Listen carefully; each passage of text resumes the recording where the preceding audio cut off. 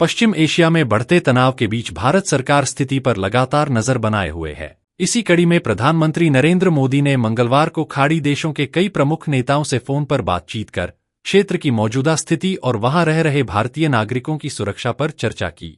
प्रधानमंत्री मोदी ने ओमान के सुल्तान हैथम बिन तारिक, कुवैत के युवराज शेख सबा अल खालिद अल हमद अल मुबारक अल असबा और कतर के अमीर शेख तमीम बिन हमद अल थानी से टेलीफोन पर बातचीत की। इस दौरान उन्होंने पश्चिम एशिया में जारी युद्ध और हाल के हमलों को लेकर चिंता व्यक्त की। बातचीत के दौरान प्रधानमंत्री ने इन देशों में रह रहे भारतीय समुदाय की सुरक्षा को लेकर भी चर्चा की।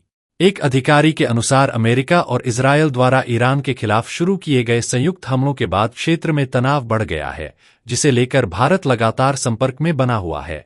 प्रधानमंत्री मोदी ने पिछले 2 दिनों में बहरीन के शाह और सऊदी अरब के युवराज से भी बात की थी और उनके देशों पर हुए हालिया हमलों की निंदा की। उन्होंने कहा कि इस कठिन समय में भारत इन देशों के साथ एकजुटता से खड़ा है।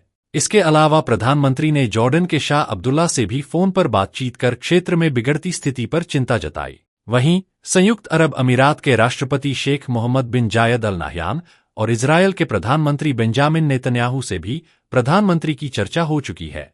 गौरतलब है कि खाड़ी देशों और पश्चिम एशिया के क्षेत्र में लगभग 90 लाख भारतीय रहते हैं। इनमें करीब 10,000 भारतीय नागरिक ईरान में हैं, जबकि 40,000 से अधिक लोग इजरायल में रह रहे हैं। ऐसे में भारत सरकार वहां मौजूद अपने नागरिकों की सुरक्षा को लेकर लगातार कूटनीतिक स्तर पर सक्रिय बनी हुई है।